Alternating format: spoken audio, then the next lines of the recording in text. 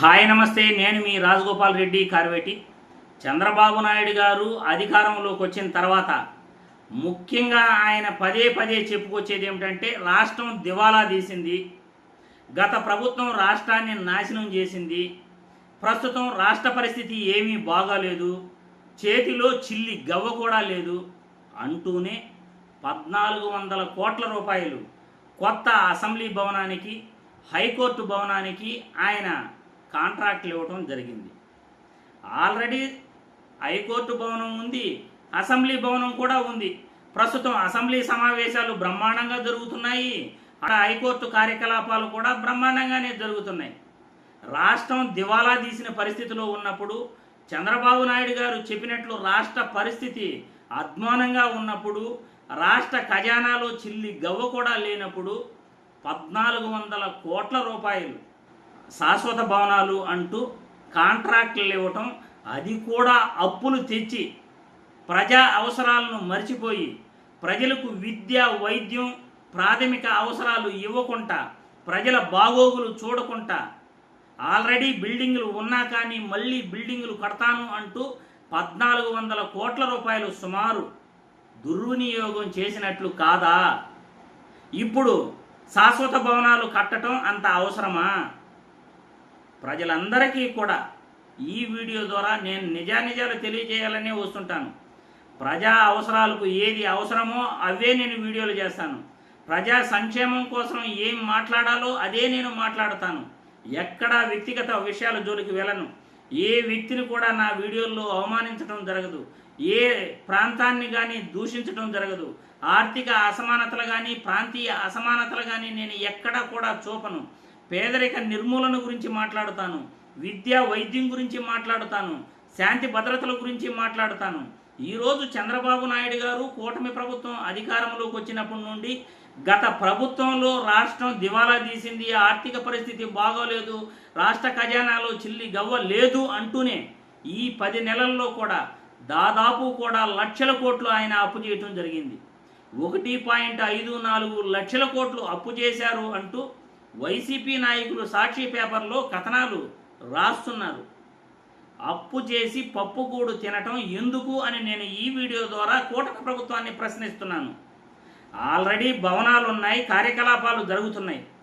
మీరు రాష్ట్రంలో మెడికల్ కాలేజీలు రాలేదు, మెడికల్ కాలేజీలకి మీరు కొంత ఖర్చు పెడితే దాదాపు కూడా 2450 సీట్లు అందుబాటులోకి వస్తాయి. ఇప్పుడు మెడికల్ కాలేజీలో విద్యార్థులకి వాళ్ళు ఎంబీబీఎస్ చేయొచ్చు, నర్సింగ్ కోర్సులు చేయొచ్చు, ఆయుర్వేదం కోర్సులు చేయొచ్చు, హోమియో కోర్సులు చేయొచ్చు.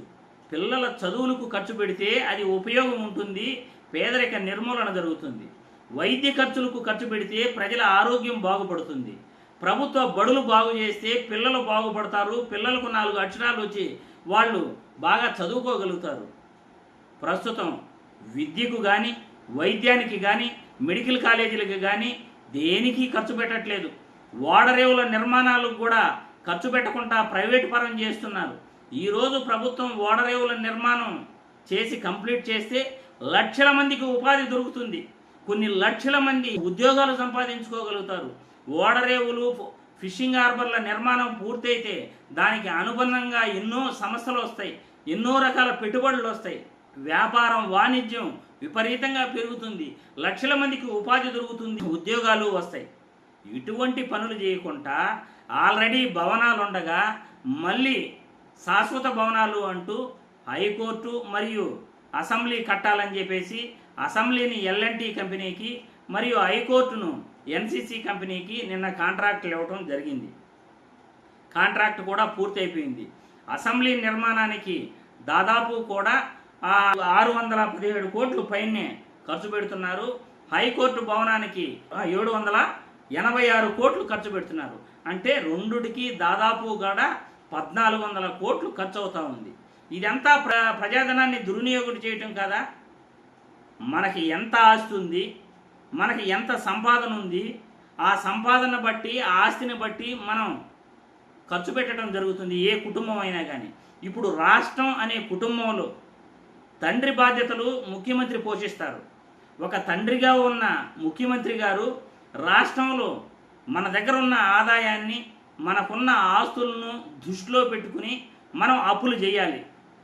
లెక్కలేనంత అప్పులు చేసేసి మనం విచ్చలవిడిగా ఖర్చులు పెట్టేసి వ్యక్తిగత స్వార్థం కోసం మన ఆస్తుల విలువ పెంచుకోవడానికి నేను అమరావతి రాజధానిని ఖచ్చితంగా కట్టాలి అని చెప్పి విద్యను మర్చిపోవటం, వైద్యాన్ని మర్చిపోవటం, ప్రజల బాగోగులు మర్చిపోవటం, ప్రజాధనాన్ని లక్షల కోట్లు దుర్వినియోగం చేయటం ఇది అవసరమా అని నేను ఈ వీడియో ద్వారా కూటమి ప్రభుత్వాన్ని ప్రశ్నిస్తున్నాను.